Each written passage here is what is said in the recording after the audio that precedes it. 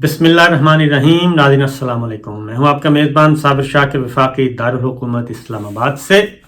कुछ ताज़ा तरीन इत्तलात और ख़बरें, क्योंकि हर जगह से एक क्या कहना चाहिए एक घुटन का सिलसिला शुरू हुआ है, दबाया जा रहा है, जबर इस्तबदाल। अब उसके खिलाफ आवाज़ें उठना शुरू हो गई हैं। आवाज़ें उठना नहीं शुरू हो गई, बल्कि लोग बबांगे दोहल अलल ऐलान अपना नुक्ता नज़र बयान कर रहे हैं और इजहार राय का हक इस्तेमाल कर रहे हैं। और अब अथॉरिटीज़ निकल रही हैं, आला आला ओहदों पर फायज लोग जो हैं वो भी बोल रहे हैं और वो अपना नुक्ता नज़र बयान कर रहे हैं, वो आइन और कानून की तशरीह कर रहे हैं। बिल्कुल ये जो रजीम चेंज का सिलसिला शुरू हुआ, रजीम चेंज जिसे पाकिस्तान के अवाम ने मुस्तरद कर दिया, बहैसियत मजमूई पाकिस्तान के अवाम उसको कबूल करने के लिए तैयार नहीं, क्योंकि उस रजीम चेंज जो बजरिया तहरीक अदम एतमाद आई, उस रजीम चेंज की बुनियाद ही झूठ थी। झूठ पर उसकी बुनियाद रखी गई, गलत फहमियों पे, गलत इत्तलाआत पे, और उसका एजेंडा कुछ और था, बताया कुछ और गया। और इंटरनेशनल प्लेयर्स भी और लोकल प्लेयर्स भी, सब के सब अब वो भुगत रहे हैं, सब के सब भुगत रहे हैं। और अब लोग बता रहे हैं, लोग बोल रहे हैं कि ये सब कुछ हुआ कैसे। डिग्गी में कौन मुलाकात करने गया? एजाजुल हक साहब का एक बाकायदा तौर पे गुफ्तगू, उन्होंने साफ साफ सूरत हाल बिल्कुल वाज़ेह बता दी कि शहबाज शरीफ इस वक्त के वज़ीर आज़म डिग्गी में बैठ के, यानी कि कार की डिग्गी में बैठ के, कार के बूट में बैठ के, जिसमें अटैची रखे जाते हैं, तो उसमें बैठ के वो गए थे आर्मी हाउस। और उन्होंने पहले नदीम मलिक साहब के प्रोग्राम में पूरी डिटेल बता दी कि कैसे गए थे मलिक अहमद खान साहब के साथ और क्यों गए थे, ये भी बता दिया उन्होंने। तो इसलिए इसी तरीके से वो डिटेल सारी आ चुकी है। और फिर एजाजुल हक साहब को किसी का फ़ोन गया, एजाजुल हक साहब को फ़ोन गया कि मेहरबानी करें, ज़रा थोड़ा सा इसकी वजाहत कर दें। तो एजाजुल हक साहब, आपको पता है, उन्होंने पहले सारी बात तो बता दी, उसके बाद उन्होंने कहा अपेरेंटली, हो सकता है मेरी इंफॉर्मेशन इनकरेक्ट हो, लेकिन जो बात उन्होंने बताई वो बात बिल्कुल दुरुस्त है मुबैना तौर पे, क्योंकि ये बहुत पहले से एक आम हो चुका था। लैंड क्रूज़र, वाइट क्रूज़र, ये सारी बातें आम थी कि उसमें गए हैं, क्या है, कौन था, शहबाज शरीफ साहब थे। तो मैं पहले भी आपको बता चुका हूँ कि ये कोई ढकी छुपी बातें नहीं हैं। तो बहरहाल एजाजुल हक साहब बता चुके हैं। तो इमरान खान साहब से पूछा गया कि ये आप उनसे बात क्यों नहीं करते? उन्होंने कहा जो डिग्गी में बैठ के जाते हैं मैं उनसे क्या बात करूँगा, डिग्गी में बैठ के छुप कर मुलाकातें करने वालों से क्या बात करूँगा। तो ये चीज़ें हो रही हैं। जस्टिस काजी फायज ईसा साहब, वो उन्होंने बड़ी गुफ्तगू की है जी, उन्होंने तकरीर की है। और तकरीर में एक तकरीर नहीं बल्कि लेक्चर देना कहना चाहिए, लेक्चर दिया, अपना एक पेपर उन्होंने पढ़ा, उसमें उन्होंने कुछ बातें की हैं। क्योंकि अब लोग जो हैं वो बोलते हैं और अब खामोश नहीं होते। और जस्टिस काजी फायज साहब पहले से ही उन्होंने 2-3 बातें की हैं, बहुत इंपॉर्टेंट हैं, वो सब के लिए ज़रूरी हैं और ख़ास तौर पे मीडिया पर्सनस के लिए भी ज़रूरी हैं और ख़ास तौर पे मातहत अदलिया के लिए भी ज़रूरी हैं। कि जस्टिस काजी फायज साहब ने कहा है कि आइन के तहत पार्लिमान एक इदारा है, पार्लिमान एक आइनी इदारा है, अदलिया एक आइनी इदारा है। ये दोनों को स्टेटस है हासिल कि वो आइनी इदारे हैं। लेकिन उन्होंने कहा है कि आर्म्ड फोर्सेस जो है वो एक आइनी इदारा नहीं है। वो उसको एज्यूम कर लिया है लोगों ने कि वो एक आइनी इदारा है, वो आइनी इदारा नहीं है। जस्टिस काजी फायज साहब ने कहा है, उन्होंने कहा है कि दरअसल आर्म्ड फोर्सेस जो हैं वो एग्जीक्यूटिव का एक जुज्व है, एग्जीक्यूटिव का एक पार्ट है, एक ब्रांच है एग्जीक्यूटिव की, इंतज़ामिया जिसे कहते हैं, एक सिविल इंतज़ामिया, उन्होंने कहा एक मिलिट्री इंतज़ामिया। ये इंतज़ामिया में आते हैं, इनको इनकी हैसियत आइनी इदारे की नहीं है। तो ये एक बात तो उन्होंने बड़ी वाज़ेह कर दी, क्योंकि इस वक्त जितने भी मुकदमात हो रहे हैं, जितने भी लोगों को उठाया जा रहा है, बेलिबास किया जा रहा है, जेलों में डाला जा रहा है, दहशतगर्दी के मुकदमात दर्ज किए जा रहे हैं, بغاوت کے، غداری کے مقدمات درج کروائے جا رہے ہیں۔ انہوں نے ایک اور بات بھی بتائی ہے کہ آپ انسٹیٹیوشن پہ، اداروں پہ تنقید نہ کریں، آپ انڈیویجولز پہ تنقید کر سکتے ہیں، آپ انڈیویجولز کے ایکٹ پہ تنقید کر سکتے ہیں، وہ خواہ آنریبل ججز ہوں، خواہ وہ جرنیل ہوں، ان پہ آپ تنقید کر سکتے ہیں، آپ ادارے پہ تنقید نہیں کریں گے۔ اگر کوئی شخص، کوئی اتھارٹی غلط کام کر رہی ہے تو اس کو پوائنٹ آؤٹ کرنا آپ کا حق ہے۔ یہ باتیں انہوں نے کہی ہیں، اور اب جو کچھ ہو رہا ہے پچھلے 6 ماہ سے وہ ہمارے سامنے، اور اب تو لوگ پریس کانفرنس کرتے ہیں، اعظم سواتی صاحب بتا چکے ہیں، ڈاکٹر شہباز گل بتا چکے ہیں، جمیل فاروقی بتا چکے ہیں، اب تو کوئی چپ نہیں رہتا۔ تو اس لیے ایک جسٹس قاضی فائزی صاحب نے یہ بات کی۔ دوسری بات انہوں نے کی، انہوں نے کہا یہ جو پلاٹوں کی بندر بانٹ ہے، جو پلاٹ دینے کا سلسلہ شروع کیا، یہ جنرل ایوب خان کے زمانے میں ہوا تھا، جنرل ایوب خان صاحب کے زمانے میں یہ ہوا تھا، وہ یہ پلاٹ دیتے تھے، اور پلاٹ لیا بھی انہوں نے، پلاٹ لیتے تھے، پلاٹ لیا انہوں نے، یہ کہا انہوں نے کہ جنرل ایوب خان ہے۔ تو میں آپ کو یہاں پہ ایک تاریخی واقعہ بتاتا ہوں۔ میرے فادر اللہ مصطفیٰ صادق صاحب، اللہ تعالیٰ ان کو جنت الفردوس میں جگہ دے، وہ ایک پوری تاریخ تھے، پوری تاریخ۔ اور 1973 کا کانسٹیٹیوشن جب بن رہا تھا، کیونکہ وہ گمنام سپاہی اور ایک بہت بڑا نام، میرا خیال ہے عصر حاضر کے لوگ تو نہیں جانتے، لیکن جو ہیں سینئر لوگ وہ سب جانتے ہیں۔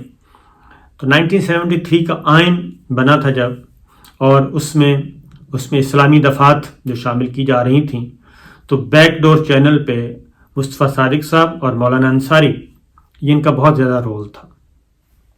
تو بلکہ جب یہ آئین پاس ہو گیا تو ذوالفقار علی بھٹو کی کابینہ، یعنی کہ اس وقت وفاقی حکومت نے باقاعدہ طور پہ ان کو ایک گورنمنٹ آف پاکستان کی طرف سے ایک لیٹر بھی لکھا تھا، باقاعدہ طور پہ مستند، اور وفاقی کابینہ کی اپروول سے وہ، کہ اس میں 1973 کے آئین میں اتفاق رائے پیدا کرنے کے لیے ان کا رول شاندار رہا، اور گورنمنٹ آف پاکستان کی طرف سے ان کا شکریہ ادا کیا گیا تھا۔ وہ خط محفوظ ہے۔ وہ بتاتے ہیں کہ جی جنرل ایوب خان صاحب سے کوئی جو بھی ملنے جاتا تھا، کیونکہ اسلام آباد کو کیپٹل بنانا تھا، وفاقی دارالحکومت بنانا تھا، بنانے کا فیصلہ ہو گیا تھا کہ لوگوں کو آباد کرنا تھا، تو جنرل ایوب خان صاحب سے جو بھی ملنے جاتا تھا تو وہ باقاعدہ طور پہ واقعہ ہے کہ وہ ملنے والے سے کہتے تھے کہ اپنا پرس نکالیں۔ وہ پرس نکالتا تھا، اس میں سے 100 روپے نکالتے تھے یا ایوب خان صاحب، اور اپنے سیکٹری کو بلاتے تھے کہ ان کو ایک پلاٹ دے دیں۔ اسلام آباد ایسے آباد ہوا کہ ان کو ایک الاٹمنٹ لیٹر جاری کر دیں۔ تو یہ اسلام آباد اس طریقے سے۔ اور سی ڈی اے کا جو پہلا ایڈمنسٹریٹر یا چیئرمین کہہ لیں، وہ جنرل یحییٰ تھا، اس وقت وہ تھا میجر جنرل تھا۔ تو سی ڈی اے کا یہ کام، تو یہ جسٹس قاضی فائزی صاحب نے ایک تو اس طرف اشارہ کیا۔ دوسرا انہوں نے شہری آزادیوں کی بھی بات کی، ساری باتوں پہ اظہار خیال کیا۔ پھر جو ذوالفقار علی بھٹو صاحب کو سزائے موت دینے والے بینچ کی بات کی، جس میں انہوں نے، ایک جج نے کہا تھا کہ جنرل ضیاء الحق صاحب کا پریشر تھا، تو جسٹس قاضی فائزی صاحب نے کہا کہ ایسے جج کو جج رہنے کا کوئی حق نہیں ہے، وہ عہدہ چھوڑ دیتا۔ ایک پرائم منسٹر، ایک ملک کے پرائم منسٹر کو سزائے موت دے دی گئی، اور پریشر، یہ کہہ دیا کہ بعد میں یہ پریشر تھا۔ تو یہ ساری باتیں، ایک جسٹس منیر، مولوی تمیز الدین خان کیس جب پہلی اسمبلی توڑی گئی تو سندھ ہائی کورٹ نے اس فیصلے کو معطل کر دیا تھا، سیٹ اسائڈ کر دیا تھا، کالعدم قرار دے دیا تھا۔ سپریم کورٹ میں جسٹس منیر تھا، یہ پہلا بد کردار آدمی جو تھا وہ تھا۔ اس نے مولوی تمیز الدین خان کیس جب اپیل گئی گورنمنٹ تو وہ اڑا دیا تھا، اور مولوی تمیز الدین خان کیس میں سندھ ہائی کورٹ کا فیصلہ اگر برقرار رہتا تو شاید نظریہ ضرورت جو ہے وہ کبھی بھی نہ آتا اور آئین کی بالادستی قائم ہوتی۔ تو یہ ساری چیزیں جو ہیں، اس سے پہلے انہوں نے جنرل ایوب کی بات کی، جنرل ضیاء کی بات کی، مشرف کی بات کی، تو یہ ساری باتیں جو ہیں، جنرل یحییٰ، یہ وہ لوگ ہیں جنہوں نے افواج پاکستان کو سب سے زیادہ نقصان پہنچایا، سب سے زیادہ نقصان پہنچایا افواج پاکستان کو۔ افواج پاکستان سے باہر سے کسی نے نقصان نہیں پہنچایا۔ ہماری مسلح افواج کو، آرم فورسز کو باہر سے کسی نے نقصان نہیں پہنچایا. یہ اندر کے لوگ ہیں. یہی ہے جب ان کے ہاتھ میں قیادت آئی تو انہوں نے اس قیادت کا، اس اختیار کا، اقتدار کا بے دریغ استعمال کیا اور آئین کو بھی پامال کیا، قانون کو بھی پامال کیا، اداروں کو بھی پامال کیا. تو اس لیے تاریخ گواہ ہے اور تاریخ اب آہستہ آہستہ بول رہی ہے. اور اب وہ زمانہ بدل گیا ہے تو یہ ساری چیزیں آ رہی ہیں. تو اب لوگ بھی آ رہے ہیں. سوشل میڈیا کا زمانہ آ گیا، ڈیجیٹل میڈیا آ گیا.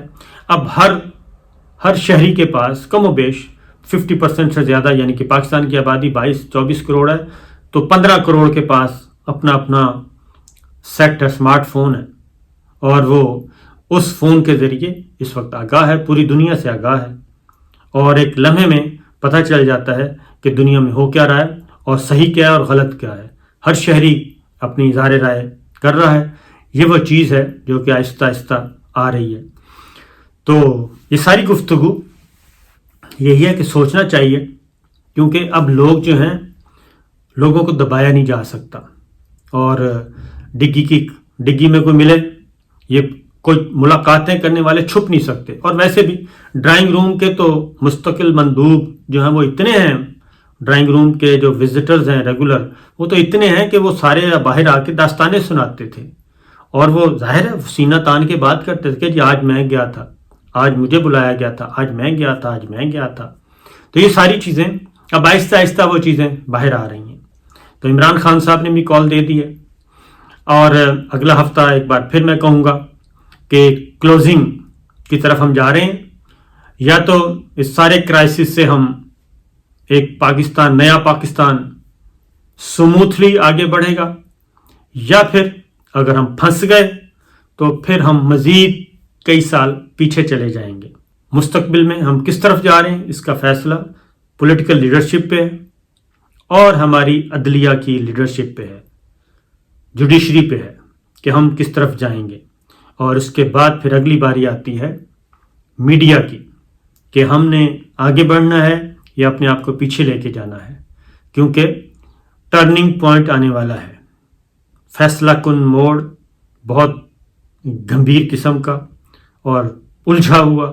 اس الجھاؤ سے کیسے نکلنا ہے، یہ ذرا اعصاب کی جنگ بھی ہے، ویسے بھی جنگ ہے، ہر طرح کی جنگ ہے. یہ قلم کی بھی ہے، یہ زبان کی بھی ہے، اور ہر طرح کی ہے. جی دیکھتے ہیں کیا ہوتا ہے. تو دعا کرنی چاہیے اس سارے کرائسس سے پاکستان کو بچائے. کیونکہ امپورٹنٹ جو کہا جا رہا ہے، یہ ذہن میں رکھیے کہ جو کہا جا رہا ہے، جو کنوے کروایا جا رہا ہے انڈائریکٹلی ذرائع سے، سورسز سے، وہ صحیح نہیں ہے. وہ ایکچول وہ چیز نہیں ہے. وہ اگر ایکچول ہوتی تو صورتحال کب تک کی ظاہر ہو چکی ہوتی. تو اس لیے